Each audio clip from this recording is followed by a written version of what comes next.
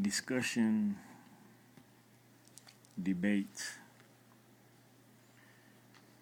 philosophical, theological,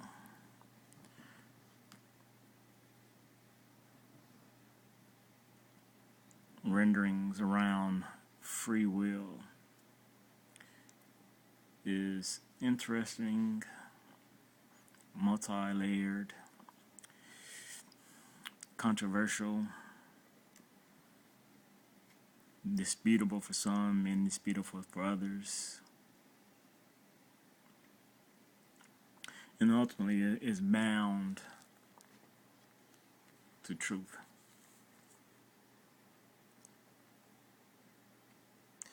One aspect of the human condition is our emotions.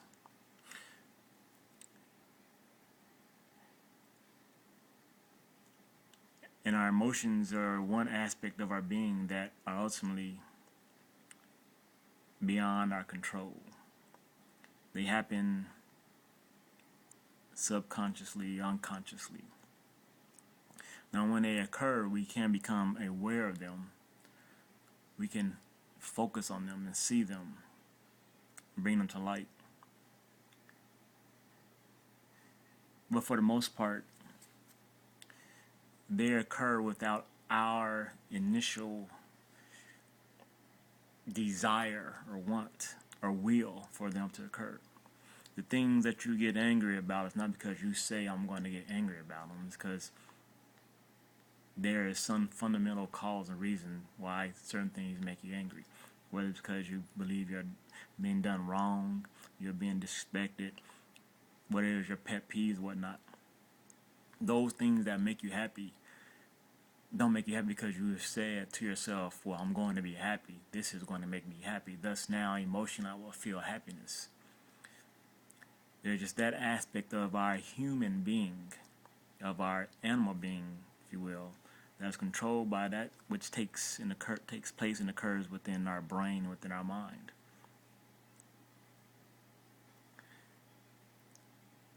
That our senses pick up, and it is all computed, if you will, and what comes out, comes out.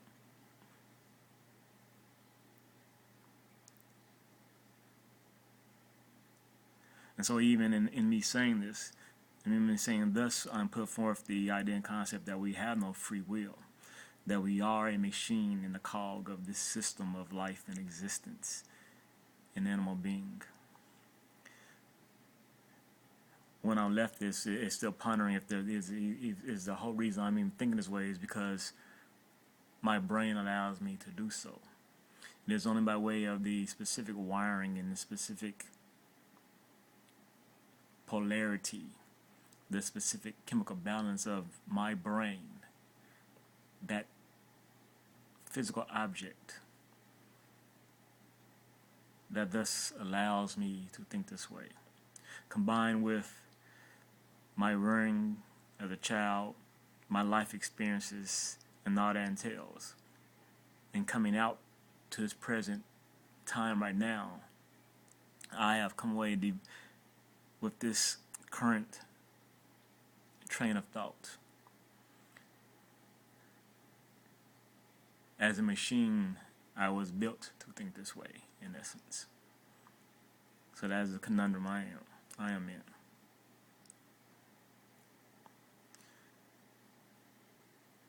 That which helps us to control our feelings, especially those of ill will, those that cause angst and anger and things of nature, those things that can drive us to do things that are quote unquote bad, those things that can get us in trouble, those things that one can come later to regret.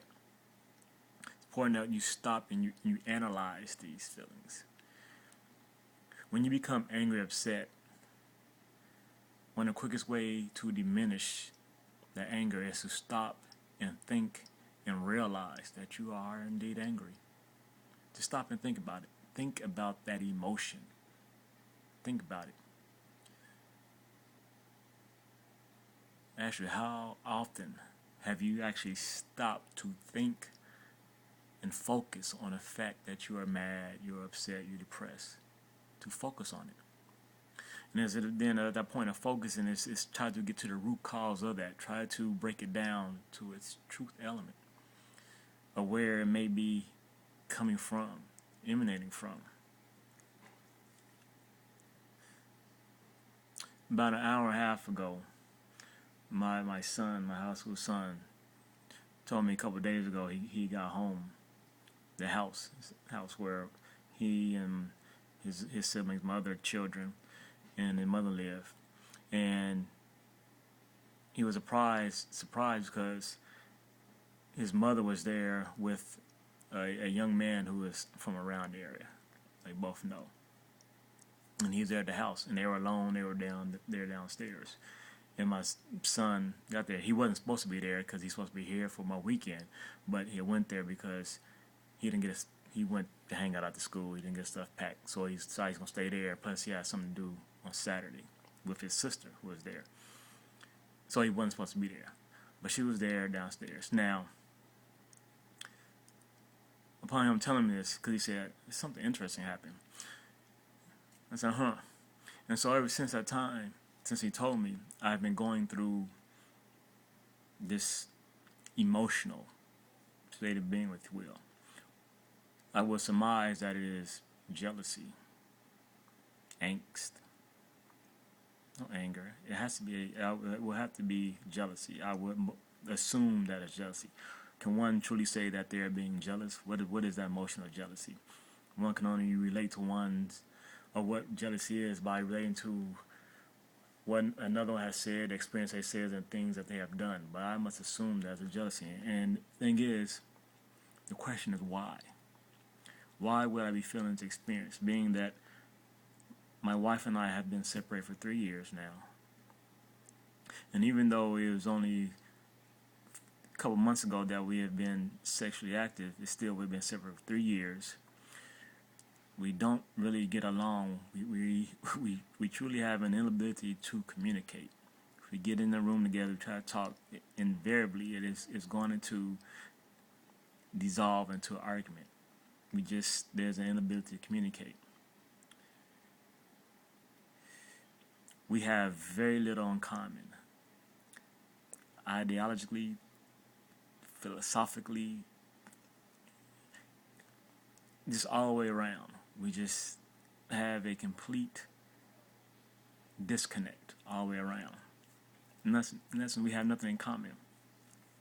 So for a great deal of time during those years together before I left, I was unhappy because there was no connection between us.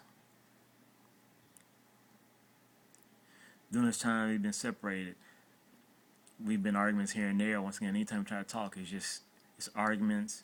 It goes back to the past. Like those in relationships know about it. Usually something always relates to the past. One was upset. While I was in a relationship, I had several affairs.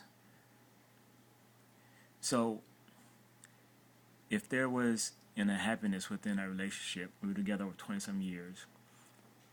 If I did things that one can deem to be disrespectful to the relationship and having affairs, if we have a total disconnect and a happiness.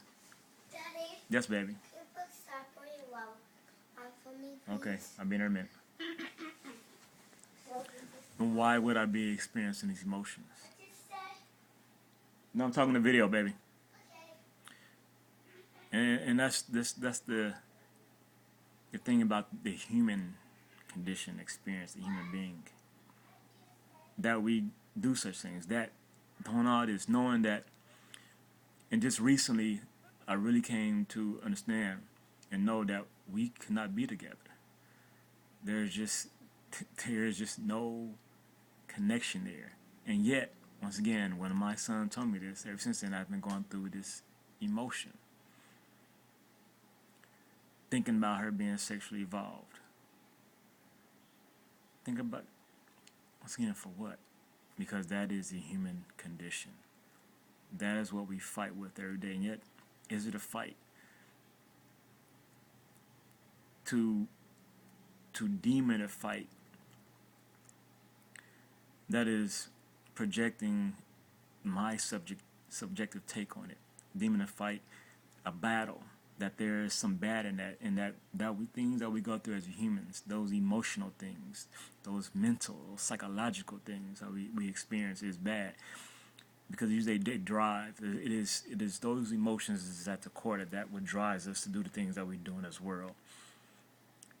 The direct actions that cause pain and suffering, the indirect by way of apathy and indifference, bigotry and all those things. It is usually emotions that is at the base of that, and it makes us who we are as a being, as a human being.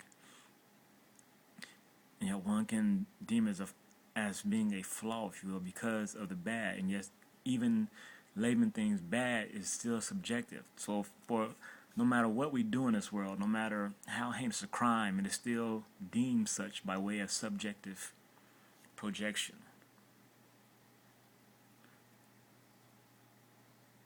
All those things that we call and we say are bad, that we demand to be bad, is by way of subjective opinion. Is one saying something bad as another bad, usually one who has transgressed, that's committed crime, who is deemed that it isn't. So who is right over who? Generally, we go to the masses. If more people say this is bad, then this is bad. More people say this is good, then this is good. But even in the end, we have seen the masses do murder.